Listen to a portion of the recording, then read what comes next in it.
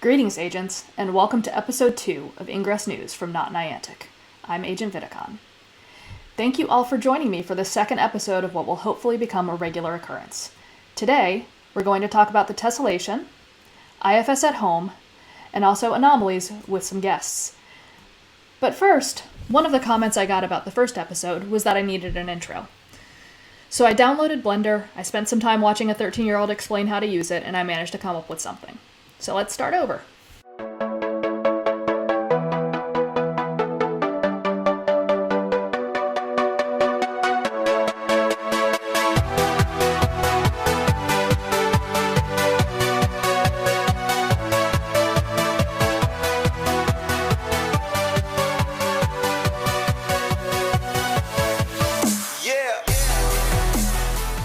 It's a great way to see a new place. And just really getting to socialize with other agents that you don't see all the time. So if that is not an anomaly, then we will arrange something. Okay, yeah, an intro does make it better. Anyway, let's get on to what's new in Ingress. On May 2nd, Ingress agents around the world took part in the first ever Virtual First Saturday. Ordinarily, for First Saturday credit, at least 10 agents must gather somewhere, hack a start portal, and earn at least 5,000 AP. Given the reality of our times, FevGames and Niantic worked together to establish a virtual version of this event. Agents gathered virtually over Zoom or other video conferencing programs and recharged portals, chatted about Ingress, and decoded a password together. Originally, this event was supposed to feature a special virtual portal hunt in each city, but due to technical difficulties, this was scrubbed. This unique event enabled many agents who ordinarily can't make it to an IFS to participate, and agents could virtually visit other places. While most of the participants in my local IFS were from the area, there were a few visitors, including at least one from abroad, which added a fun twist to the event. The next virtual IFS is scheduled for June 6th. As reported last episode, Niantic has announced that there will be badges for participating in the Tessellation. This event has been going on since October, with special media that tells part of the Ingress story appearing in a variety of ways. Since the last episode, the scores for rounds 9 and 10 were announced. The Resistance still holds an 18-point lead over the Enlightened in a tight battle for points. Round 11 is ongoing now, with 38 undiscovered Tessera remaining. This means there are still opportunities for agents to get involved and earn one of the badges. The Tessellation is expected to conclude at the end of May. In news that didn't happen, May 9th was originally scheduled to be the Requiem Anomaly in Munich. Naturally, the event had to be postponed due to COVID-19, but hopefully we can look forward to a new date once it's safe to do so. And what Ingress event will be complete without a barrage of memes? So in place of the event, here are a few anomaly-themed memes for you.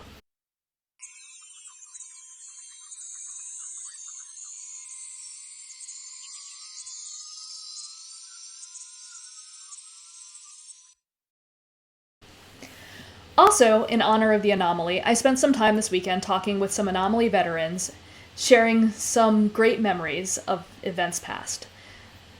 So here it is.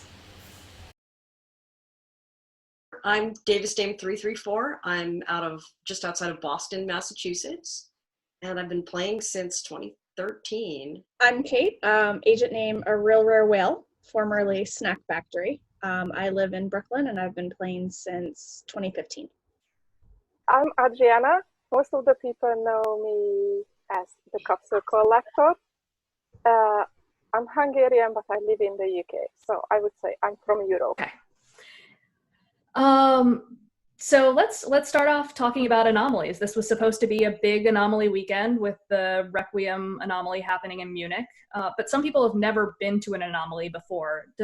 Does one of my panel want to say what an anomaly is? Technically, an anomaly is a 3-hour Ingress competition between factions with a couple mini games. I think it's a lot more than that. I think it's a full weekend of fun with a whole bunch of other events that really encompass the whole anomaly weekend, but the anomaly itself is 3 hours, mini games, one winner, green or blue. What type of mini games do you have during an anomaly? Depends on which sequence you're talking about. The early ones, and my first anomaly was the original Cassandra back in 2013. was just capturing portals. Some of them were volatile and you got extra points for it. And then you moved to another section and you did it again. The mini games now seem to get more and more complicated and strategic, which I really like. Making long connections between portals, making long connections between portals and sending shards down them to targets. And then there's often decoding to find where the targets are and where the things are going to start. So yeah, there's a lot more strategy now than there used to be in terms of which different things you're doing on the field at what time and when they need to be done by. Can you explain a little bit about how and why anomalies differ from just playing on your own?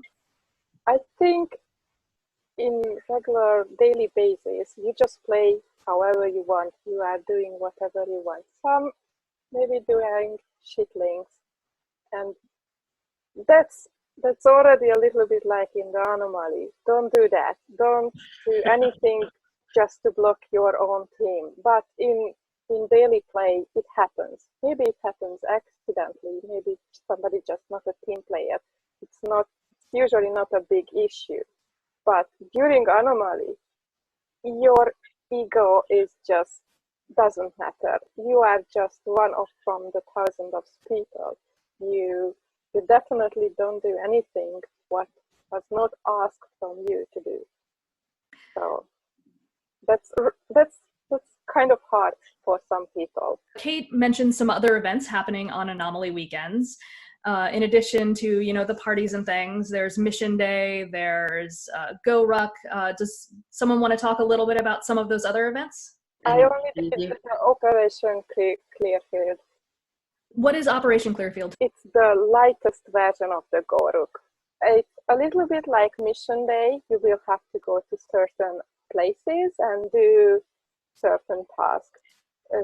Build a human pyramid or take a picture with a portal or things like that. But it's also like to know the city, but a little bit more to know the people. We usually get involved in a charity, like bring food, canned food in Berlin, and sometimes you have to stop locals and make a little bit of interview with them. And also the teams can be cross-faction. So that's a really big for me, because I have friends for the other faction and I want to play with them. So Sunday is all about the cross-faction. Right. Because you don't want, on the Saturday, everything is very OPSEC, very hush-hush. When you go into an Anomaly, you get special information. You want to make sure the other team doesn't know the special information you got, any kind of strategy that you guys are going to do. So you want to misdirect them. You want to maybe lie to your friends who are on the other team. It's all very, spy versus spy. And that can be really appealing to some people. And some people find that really off-putting. So when you're trying to organize people to do this, getting some of them to do the thing you want them to do when that's against their nature or against the way they like to play can be super frustrating. Both Davis Dame and Kate have had the privilege of being POCs, or maybe the burden of being POCs, depending on how you want to look at it. Well, definitely both. Do you want to explain a little bit about what a POC is, what they do, and sort of how that all works? Well, technically, all Niantic wants from their POC is to have one from each team and have them decide between them where the play area is going to be. But that is like 5% of what POCs do.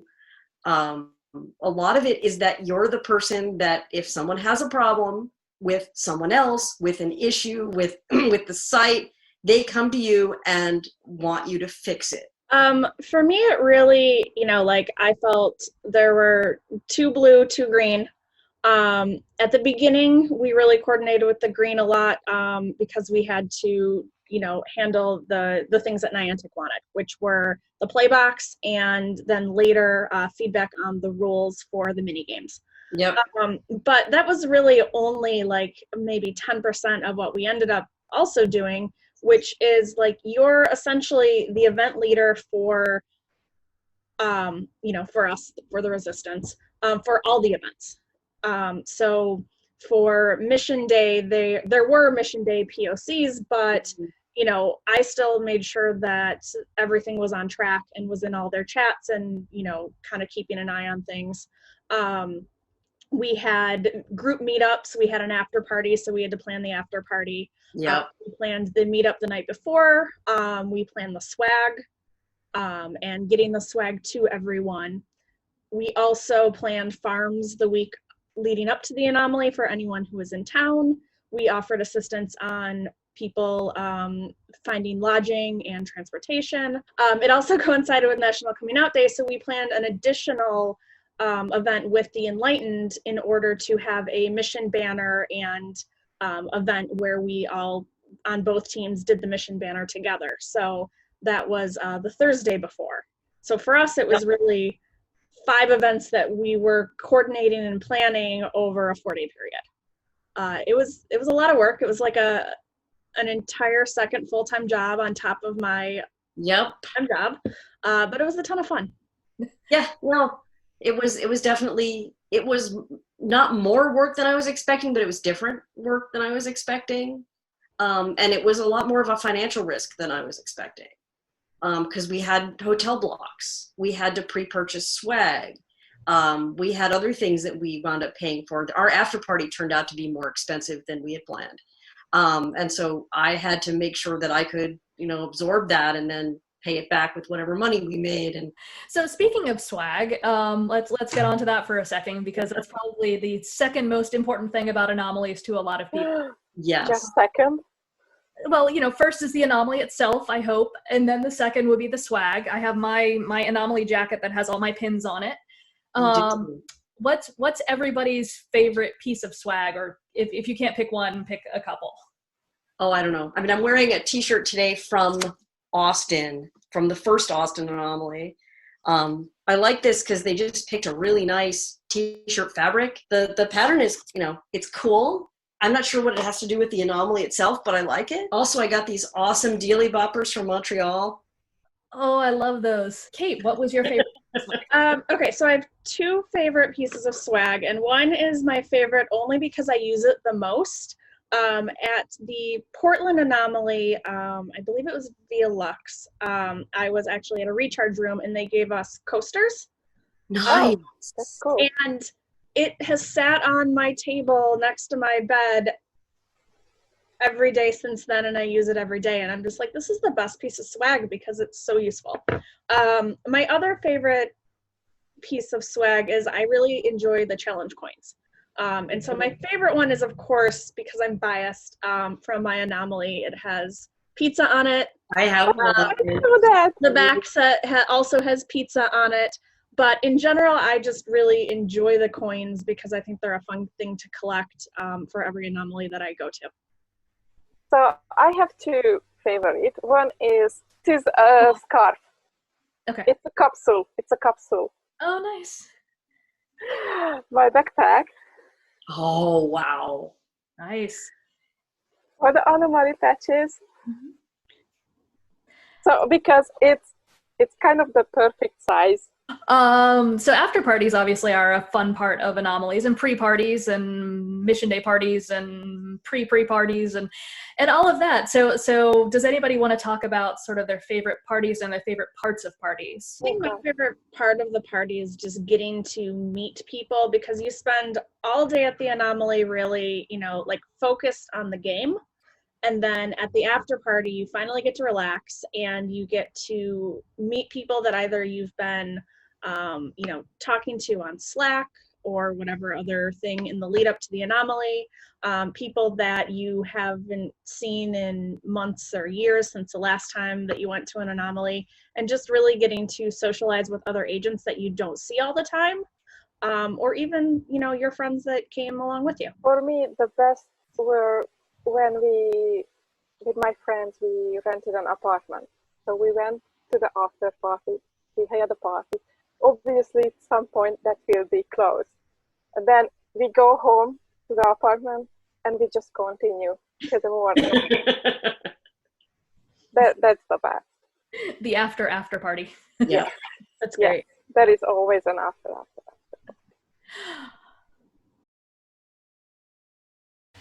That's all for this week. But in a couple of weeks, I hope to be back with Tessellation scores and maybe finally some news about what all this Battle Beacon stuff is about. So, for Not Niantic, this has been Ingress News. I'm Agent Vidicon.